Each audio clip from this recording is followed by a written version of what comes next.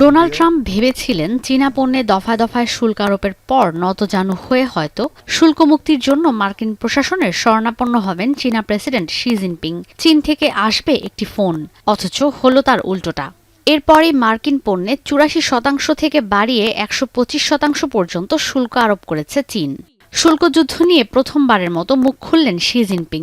বললেন, যুক্তরাষ্ট্রের শুল্ক আরোপকে ভয় পায় না চীন। বাণিজ্য যুদ্ধে কোনো পক্ষই জয়ী হয় না, উল্টো আন্তর্জাতিক বিশ্বে কোণঠাসা হয়ে পড়তে হয়। বারবারই যেন চীনের সঙ্গে সর্বোচ্চ বাণিজ্য যুদ্ধের পরিকল্পনা নিয়ে মাঠে নামেন Trump.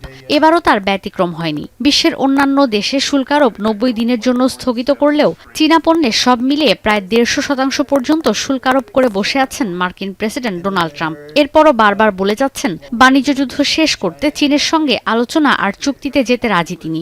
What happens with China? We would love to be able to work a deal. They've really taken advantage of our country for a long period of time. They've ripped us off beyond nobody. How people stood for it, sitting in my position, is not even believable. চীন বলছে যুক্তরাষ্ট্রের সঙ্গে আলোচনার জন্য দ্বার উন্মুক্ত আছে, কিন্তু সেক্ষেত্রে দুই পক্ষের সমান অংশগ্রহণ থাকতে হবে। চাপ দেয়া, ব্ল্যাকমেইল করা কিংবা হুমকি দিয়ে এই সমস্যার কোনো ধরনের সমাধান আসবে না। আলোচনা হতে হবে স্বচ্ছ ও নিরপেক্ষ। 严重违反国际规则和公平正义，中国政府与世界各相关经济体一道强烈谴责，坚决反对。ডোনাল্ড ট্রাম্পের এমন বাণিজ্য নীতির কড়া সমালোচনা হচ্ছে সারা বিশ্বে।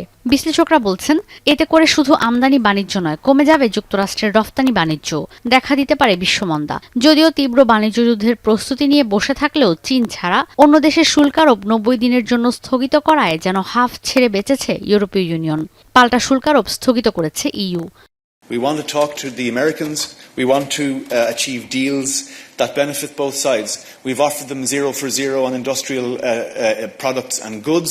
We believe we can reach all sorts of beneficial outcomes from both sides that would avoid the types of tariffs that we believe are harmful and counterproductive.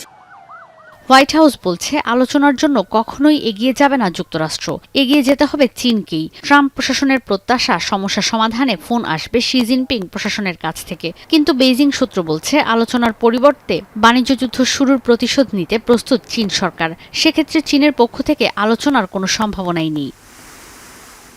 পৃথিবীর দুই ভূরাজনৈতিক শক্তির এমন ভয়াবহ বাণিজ্য যুদ্ধ শুধু দুই দেশকে ক্ষতিগ্রস্ত করবে না, শক ওয়েভের মধ্য দিয়ে যাবে পুরো বিশ্ব অর্থনীতি, এমনটাই আশঙ্কা সংশ্লিষ্টদের।